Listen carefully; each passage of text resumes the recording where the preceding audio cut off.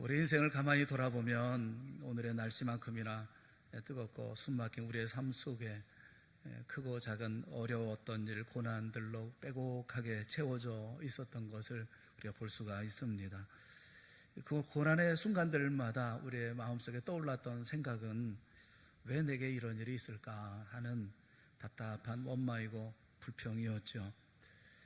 지금 예배하는 우리들 가운데도 아마 이런 생각을 하고 계신 분도 계실 것입니다. 또 한편 생각해 보면 그런 어려운 고난의 시간들을 우리가 어떻게 헤쳐나왔는가 생각해 보면 그 참 신기하기 짝이 없는 일이기도 합니다. 모든 시련들은 하나도 예외 없이 우리 모두를 한계점까지 이르게 하고 또 어떤 때는 순식간에 바닥으로 곤두박질을 치게 만들었던 이런 모든 고난들이죠. 살아가면서 나의 한계를 본다는 것, 그것은 결코 유쾌한 일이 아닙니다. 무기력과 좌절과 절망과 시리의 모든 순간들, 다시 생각하고 싶지 않죠. 그런데 돌이켜보면 그 모든 고난의 순간에 우리 모두에게 빠지지 않았던 것은 몸부림치며 주님을 향해 부르짖었던 기도였습니다. 그래서 생각해보면 고난을 통해서 우리가 배운 게 뭘까? 우리가 얻은 게 뭘까? 생각해보면 그건 다름 아닌 기도구나 하는 생각이 들어요. 이건 우리들만의 이야기는 아닙니다. 성경에서 볼 수 있었던 위대한 믿음의 영웅들을 보면 모두가 다 고난이라는 영광로 속에서 기도의 용사로 키워졌던 것을 우리가 볼 수가 있습니다. 모세도 그랬고 다니엘도 그랬고 엘리야도 그랬습니다.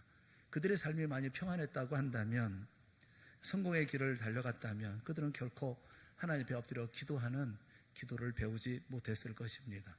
오늘 본문의 다윗도 그중 한 사람입니다. 오늘 다윗의 시편을 통해서 왜 우리가 이런 고난의 때에 기도해야 하는지, 또 고난의 때에 우리는 무엇을 기도해야 하는지 함께 말씀을 나누면서 또 말씀을 통해서 깨닫는 시간이 되어질 수 있기를 주님의 이름으로 축원합니다. 두 가지를 생각을 해보려고 그래요. 두 가지를 오늘 본문을 통해서 생각하려고 하는데, 하나는 고난의 때에 나를 위해 기도하라, 두 번째는 우리를 위해서 기도하라 라는 것입니다. 고난 가운데 있다고 한다면 우리는 무엇보다 먼저 나를 위해서 기도해야 합니다. 고난의 순간, 절체절명의 순간에 나의 삶과 인생을 위해서 무엇보다도 우리는 기도해야 합니다. 기도해야 하는 이유는 두 가지가 있어요. 하나는 이 기도는 문제에 집중하고 있는 나를 하나님께 집중하게 하기 때문에 그렇습니다. 많은 사람들은 대부분 내 눈앞에 펼쳐져 있는 문제를 묵상합니다. 문제에 집중합니다. 왜 이렇게 되었지? 뭐가 잘못된 거지? 누구 때문에 이렇게 된 거지? 앞으로는 어떻게 해야 하나? 생각이 복잡해지죠. 문제 속으로 계속 파고 들어가서 끝내 문제에서 헤어나오지를 못합니다. 그런데 다윗은 그 고난 속에 오히려 하나님께 집중합니다. 1절 말씀을 보면 여호와여 나의 영혼이 주를 우러러 보나이다 라고 말하고 있어요. 2절에 보면 나의 하나님이여 내가 주께 의지하여 사오니 라고 기도하고 있습니다. 5절에 보면 내가 종일 주를 기다리나이다. 그리고 15절을 보면 내 눈이 항상 여호와를 바라보면, 하나님께만 집중하고 있어요. 당면한 문제에 대해서는 그저 어떤 일이든지 뭉뚱그려서 원수, 속이는 자, 그물을 치는 자, 나를 미워하는 자, 공고, 환난 이렇게만 얘기를 할 뿐이에요. 어떤 상황이 있는데 어떤 문제 때문에 누가 미주알 고주알 전부 다 드러내놓고 하나님께 기도하지 않아요. 그냥 이런 어려움이 있어요, 이런 고난이 있어요, 이런 환난이 있어요 라고 얘기하면서 하나님에게만 집중합니다. 여러분, 문제를 계속 묵상한다고 해서 해결이 됩니까? 내게 고통을 주는 사람만 생각하면 분하고, 그리고 잠이 안 오고 속병이 생기고 화가 맺혀요. 한이 맺혀요. 문제에 집중하면 오히려 문제는 더 확대될 뿐인 것입니다. 다윗이 문제를 보지 않은 것이 아니에요. 문제를 알지 못한 것이 아닙니다. 무시하지 않았어요. 그러나 무엇보다도 그는 먼저 오직 하나님만 바라보았던 것입니다. 사랑하는 여러분, 내 앞에 있는 문제에서 눈을 떼십시오. 그리고 하나님만 바라보십시오. 상처를 묵상하지 말고 하나님을 묵상하고 하나님의 말씀을 묵상하세요. 독초는 씹을수록 독만 나오는 것입니다. 상처를 묵상하고 사람을 묵상하고 문제를 묵상하면 내 영혼에 독만 나올 뿐인 거예요.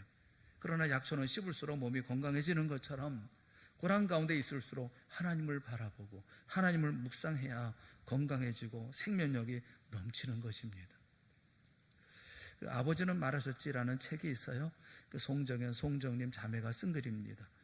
삶의 고비에 서 있을 때 예전에 아버지가 돌아가셨던 아버지가 해주셨던 이야기들이 생각이 나고 그 이야기들이 인생의 길잡이가 되어 주었다라는 거예요. 아버지가 평소에 해주셨던 그런 이야기를 모아놓은 책이 이분들의 아버지는 말하셨지라는 책이에요. 뭐 이런 이야기들입니다. 어려운 일일수록 가치 있는 일이란다. 뭐 이런 가르침. 내가 문제를 만들었으면 내가 책임져야지. 이런 얘기예요. 절대 결석하지 말아라. 아무리 힘들고 어려워도 아무리 병 가운데 있다 하더라도 결석하지 말아라. 뭐 이런 이야기들을 담아놓은 글이에요. 그 가운데 일화를 소개하고 있어요. 유년 시절에 온 가족이 차를 타고 나들이를 갈 때면 어머니가 종종 멀미를 하셨답니다. 그럴 때마다 아버지는 어머니에게 이렇게 말씀을 하셨대요. 멀리 봐.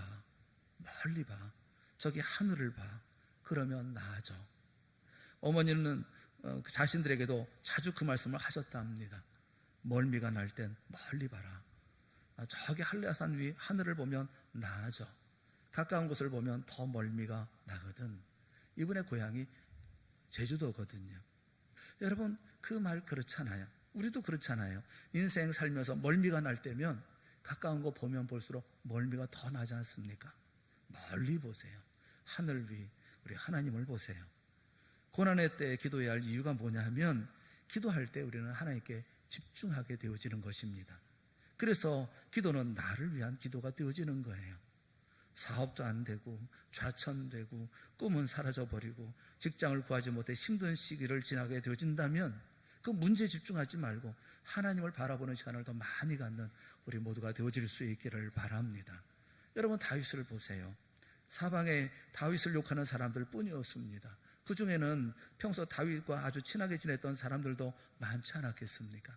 다윗이 경험한 배신감은 얼마나 컸겠어요.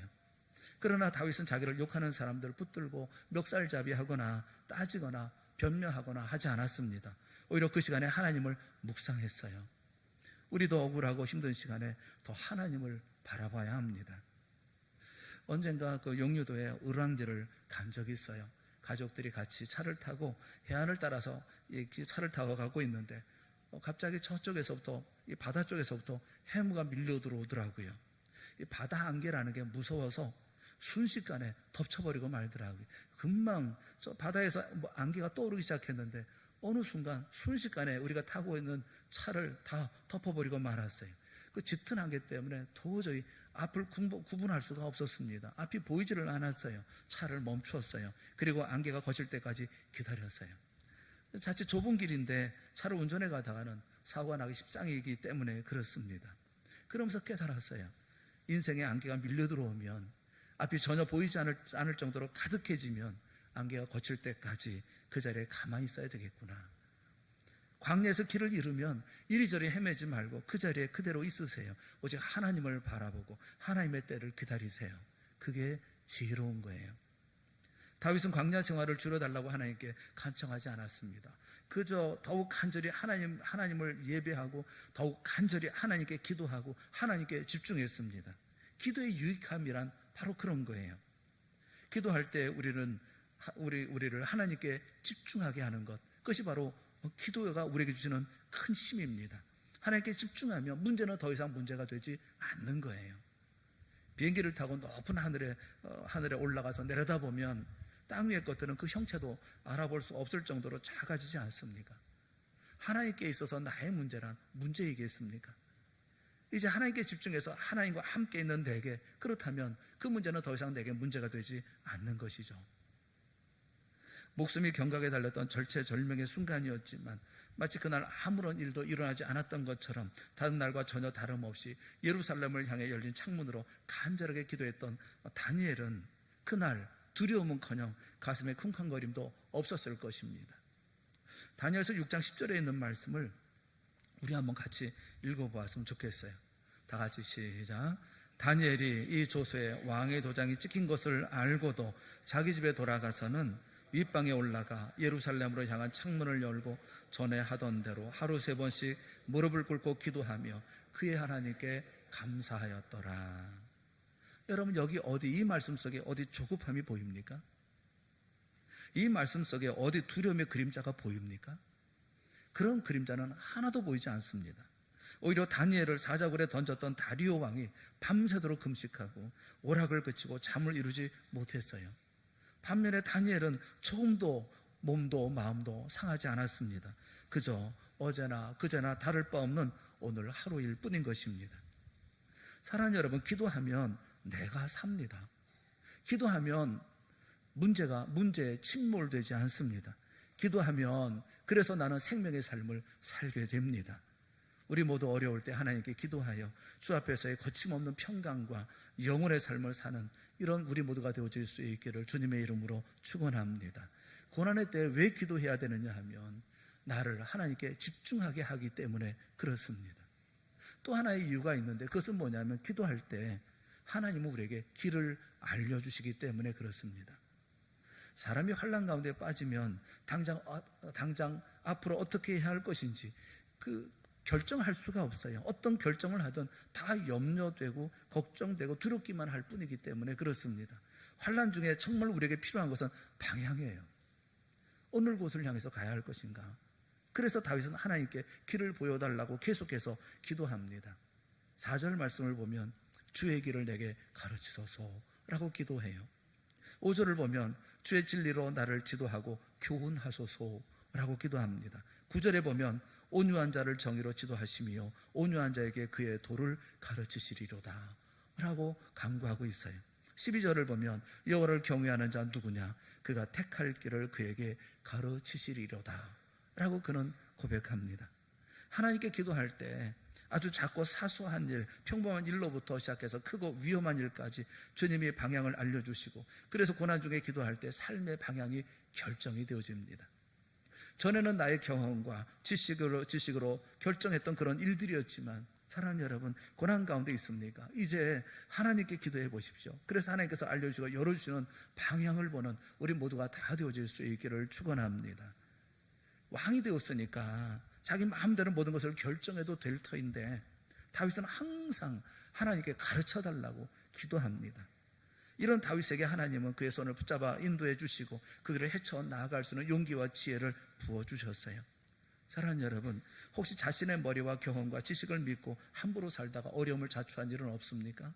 자신의 교만하고 무리한 결정 때문에 그 지혜롭지 못함 때문에 자신과 주위 사람들에게 큰 고통을 준 일은 없습니까?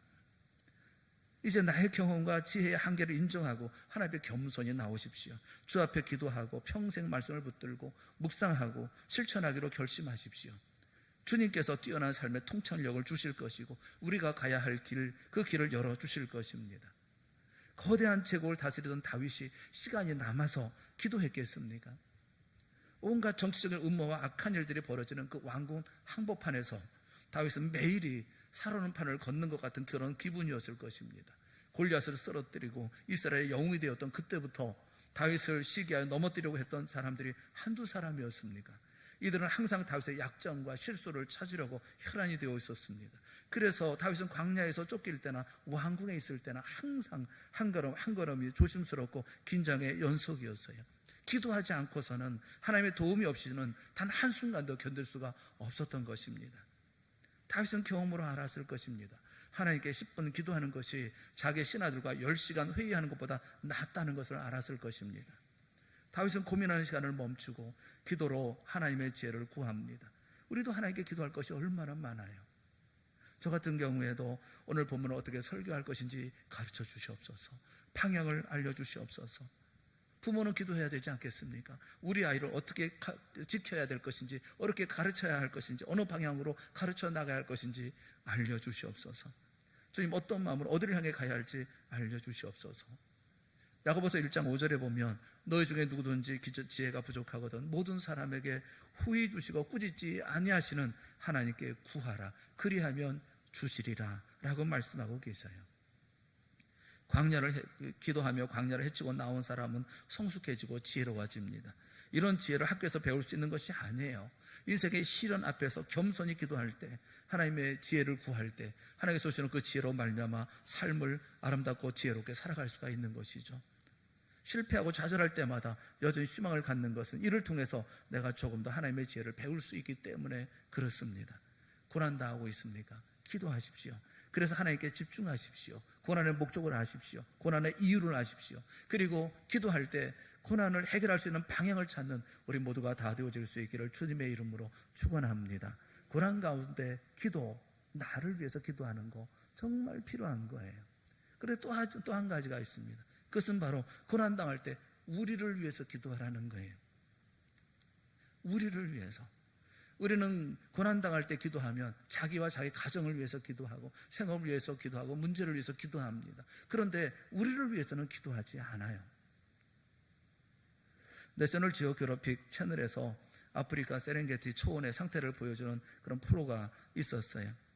누라고 하는 짐승이 있습니다. 이 누라고 하는 것은 이동할 때 수만 마리가 함께 이동을 한다고 그래요. 보통 때도 20마리, 50마리 이렇게 무리를 이루어 다니기 때문에 맹수가 공격하기가 쉽지가 않습니다. 그런데 그 어린 누 한 마리가 왜 그랬는지, 호기심 때문인지 무리로부터 멀리 떨어져서 이리저리 뛰어다니고 있었습니다. 해설자는 무리로부터 떨어져 나온 어린 누를 보면서 이제 곧 맹수가 놓치지 않고 공격할 것이라고 말했습니다. 그리고 그 말이 떨어지기가 무섭게 맹수는 가엾은 누를, 그 어린 누를 번개같이 덮치고 말았습니다. 그때 해설자가 했던 그 다음 말이 오래도록 마음에 남았어요. 해설자는 그렇게 얘기를 해요. 저 누들이 사람 말을 알아들을 수 있다고 한다면 꼭 말해주고 싶습니다. 절대 무리로부터 떨어지면 안 된단다. 이때까지 내가 이 프로그램을 진행하면서 단 한 번도 무리로부터 떨어진 누를 맹수가 놔두는 것을 본 적이 없단다. 교회와 성도의 관계가 그렇지 않을까 생각을 합니다. 요즘 해외 출장도 잦아지고 주말이면 가족여행이나 여가 활동을 즐기는 사람들이 많아지면서 주일에 교회에 출석하지 않는 이들이 늘어나고 있어요. 또 교회에서 상처를 받고 교회를 다니지 않는 소위 가난한 성도도 늘어나고 있습니다. 이들은 예수는 좋지만 교회는 싫다고 말하면서 교회를 떠납니다. 또 개인 프라이버시를 중요하게 생각하는 젊은 세대들은 교회 공동체에 속해서 자신과 가정의 시시콜콜한 문제가 오픈되는 것도 꺼립니다. 그래서 조용히 예배를 드리고 예배를 마치면 사람들의 눈을 피해서 바람처럼 사라지기도 합니다. 그런데 무리에서 떨어져 나오는 순간 그들은 맹수의 공격 대상이 되어버리는 아프리카의 누처럼 그 공동체에서 떨어져 나온 성도는 자신도 모르게 마귀의 무서운 공격에 노출되어져 버리고 맙니다. 그래서 교부였던 터툴리안이나 어거틴이나 또는 칼빈 같은 영적인 거장들은 하나님을 아버지라고 부르는 사람은 교회를 어머니로 여겨야 한다라고까지 말하고 있어요. 고난의 때에 나를 위해서 기도하지만 동시에 우리가 잊지 말아야 될 것은 교회 공동체를 위해서 함께 기도해야 된다는 사실도 잊지 말라는 거예요. 구원받은 성도와 교회는 공동 운명체인 것입니다. 우리를 구원하신 주님이 친히 교회의 머리가 되시고 그분께서 우리를 교회에 속하게 하여 주셨습니다. 교회를 통해서 하늘 은혜를 누리도록 하신 것입니다. 그러므로 교회가 살아야 내가 살고, 그럴 때 내가 속한 가정과 일터에도 생기가 흘러 넘치는 거예요. 다윗은 마지막 22절에 이렇게 기도합니다. 하나님이여 이스라엘을 그 모든 환난에서 속량하소서라고 기도하고 있어요. 페델로힘 에트 이스라엘, 하나님이여 이스라엘을 구원하소서. 여기 미콜 차로타인이라는 말은 원수로부터, 이 고통과 괴로움으로부터 이 이스라엘을 구원하소서. 다윗이 22절 중 25편에 시편 25편에 22절 중에서 21절을 자신의 구원을 위해서 간구하면서 나를 하고 기도하다가 마지막 한 절을 남았을 때 선심 쓰는 것처럼 나를 구원하시면서 이스라엘도 좀 생각해 주시죠 라고 하고 있는 것입니까? 그렇지 않습니다. 그 모든 말씀을 하면서 그 모든 21절에 이르기까지 나를 구원하소서, 나를 불쌍히 여기소서, 내 죄에서 나를 속량해 주소서라고 기도하면서 마지막 한 절 말씀에 이처럼 이스라엘을 구원하소서라고 온심을 다해서 기도하고 있는 거예요. 하나님 나를 구원하신다 할지라도 이스라엘이 망한다면, 내가 속해 있는 이 공동체가 망한다면 무슨 소용이 있습니까? 나는 어디에 서야 합니까? 나는 나를 위해서 기도하고 내 고난을 위해서 기도하지만 나를 구원하신다 하더라도 이스라엘이 망한다면 나의 구원은 무슨 의미가 있습니까? 나를 구원하여 주시옵소서. 그처럼 신앙의 공동체인 나 이스라엘을 그 모든 환난에서 구원하여 주시옵소서 라고 지금 기도하고 있는 거예요. 여러분, 나의 문제도 중요합니다. 나를 위해서 기도하는 것도 중요합니다.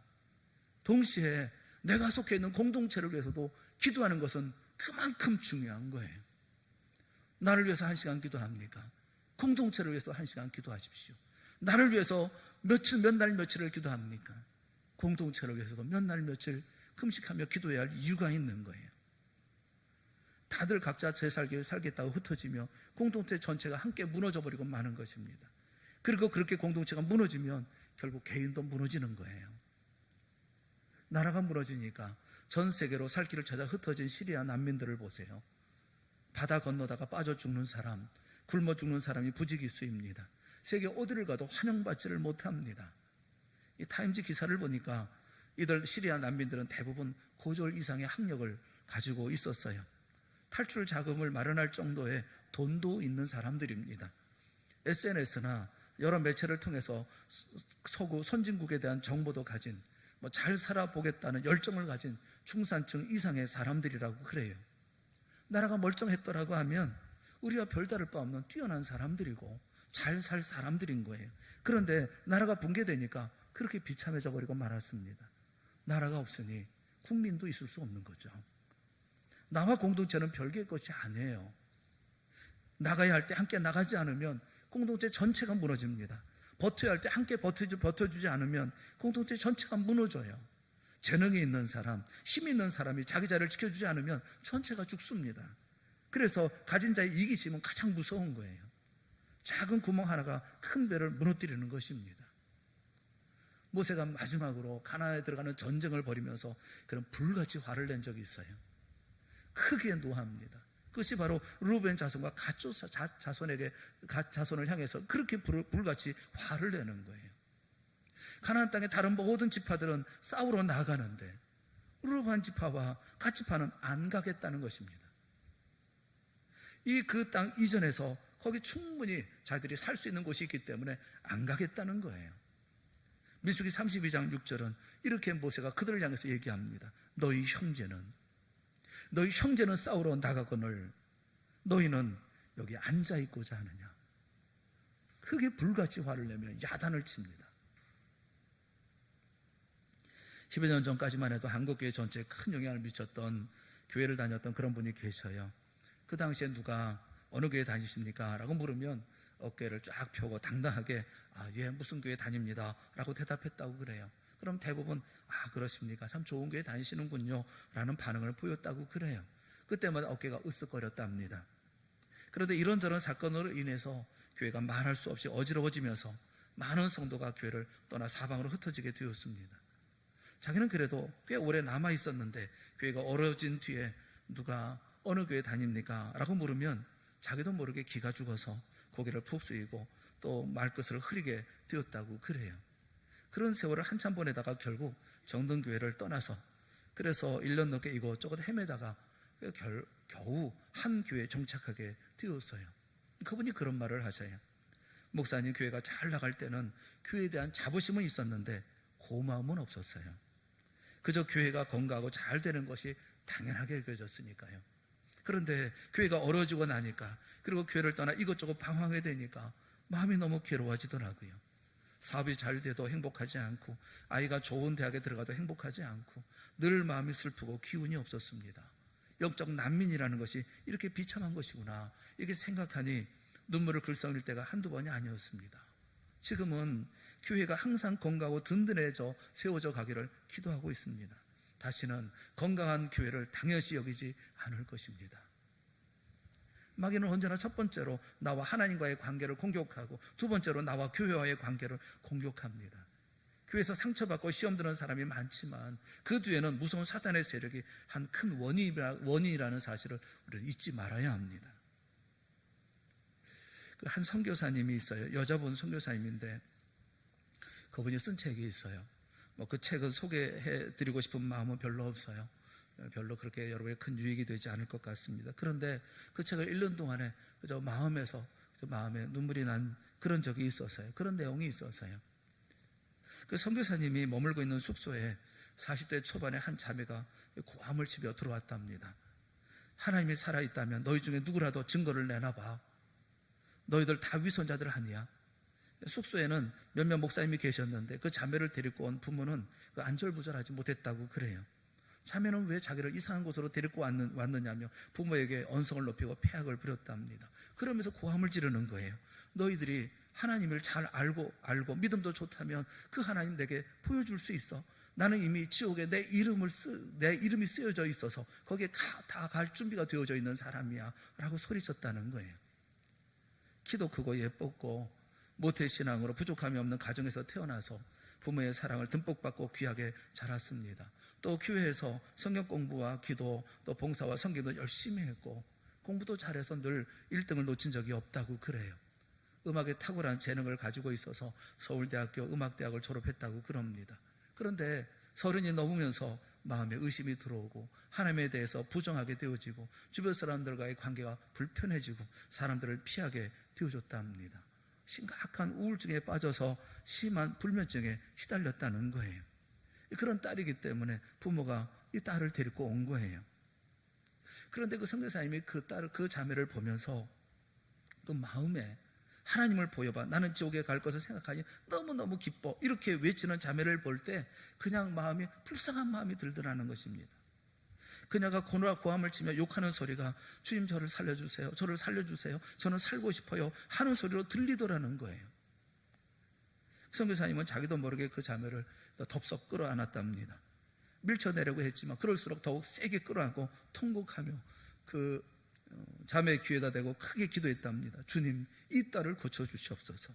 치유하여 주시옵소서. 주님만이 이 딸을 고치실 수가 있습니다. 기도하는 동안에 문득 어떤 생각이 스쳐 지나가더랍니다. 이 자매가 죽으려고 자살을 시도한 적이 있겠구나 하는 생각이 들어서 그렇게 얘기했답니다. 사랑하는 딸아, 너는 왜 자살하려고 했느냐? 네 생명 내 것이 아니잖아. 네 생명 하나님의 것 아니야. 그런데 그 말 끝에 그 자매가 울기 시작하더랍니다. 자신은 3번이나 자살을 시도했다는 거예요. 그리고 절대 무너지지 않을 것 같았던 그녀의 눈에서 눈물이 폭포수처럼 쏟아졌답니다. 그리고 그녀는 변했다고 그래요. 부드러운 사람으로 변하고 아름다운 사람, 사랑스러운 사람으로 변했다는 것입니다. 제가 그 이야기를 읽으면서 가슴이 아팠던 것은 악다운 일을 쓰는 자매를 불쌍히 보는 그 눈이 너무 귀했기 때문에 몹쓸 욕을 해대는 소리를 간절한 호소로 듣는 그 귀가 너무 귀했기 때문입니다. 그런 그녀를 끌어안고 간절한 마음으로 통곡하듯이 기도했던 그 기도가 아름다웠기 때문에 그래요. 우리 동산 공동체에도 이런 눈, 이런 귀, 이런 마음을 가진 사람이 많았으면 참 좋겠다. 그런 생각하면서 가슴이 아팠어요. 사랑하는 성도 여러분, 행복하게 살기를 원하고 충만한 삶을 살기 원하고 생명 있는 삶을 살기는 원하십니까? 그렇다면 공동체가 행복해야 하고 공동체가 충만해야 하고 공동체가 생명이 살아 숨쉬어야 하는 거예요. 그래야 나도 그 가운데 기쁨을 누리고 행복을 누리고 삶을 살아갈 수가 있는 거예요. 공동체를 떠난 우리의 삶은 어떻게 존재할 수가 있습니까? 존재할 수 없는 거예요. 우리 사랑하는 공동체에서 아픈 이들을 바라볼 때마다 그런 슬픈 마음이 있고 안타까운 마음이 있고 그를 끌어안고 싶은 마음이 있고 통곡하는 마음이 있을 때 그 공동체는 살아 숨쉬는 그런 생명 있는 공동체가 되어지는 것이고 그 안에 있는 나도 살아갈 수 있는 것이 아니겠어요? 고난을 떨쳐버리기를 원하십니까? 그러면 자신을 위해서 기도하십시오. 하나님께 집중하십시오. 하나님의 인도하심을 기다리십시오. 구하십시오. 그리고 또 한 가지, 내가 속해 있는 공동체를 위해서 기도하십시오. 주님, 이 공동체 가운데도 주여 은혜를 베풀어 주시옵소서. 이 공동체가 살아 움직이게 하여 주시옵소서. 내가 구원받는 것이 나 혼자만의 구원이라면 무슨 의미가 있습니까? 공동체가 구원받은 자리에서 생명 있는 삶을 살아갈 때 나 또한 생명 있는 삶을 살 수 있지 않습니까? 다윗은 지금 그것을 위해서 기도하고 있어요. 자신을 위해서 기도하고 이스라엘을 위해서 간절한 마음으로 기도합니다. 사랑하는 여러분, 힘들고 어렵습니까? 기도하십시오. 자신을 위해서 기도하십시오. 동시에 그리고 교회를 위해서 기도하십시오. 우리 동상 공동체를 위해서 기도하십시오. 고난의 때에 무엇을 기도해야 됩니까? 자신을 위해서 기도해야 합니다. 동시에 공동체를 위해서 기도해야 합니다. 그것이 우리가 사는 길입니다. 하나님의 이와 같은 믿음의 역사를 이루어 나가는 우리 모두가 되어질 수 있기를 바랍니다. 우리가 살고 내가 살고 우리 공동체가 살고 내가 생명 있는 삶을 살고 우리 공동체가 생명 있는 역사를 만들어가는 그 일을 위해서 나를 위해 기도하고 공동체를 위해서 기도하는 우리 동산에 사랑하는 공동체 모든 성도들이 되어질 수 있기를 주님의 이름으로 축원합니다. 기도하겠습니다. 사랑하는 하나님 아버지, 주님께서 우리에게 은혜를 베풀어 주셔서 오늘까지 있게 하여 주셨음을 감사합니다. 나를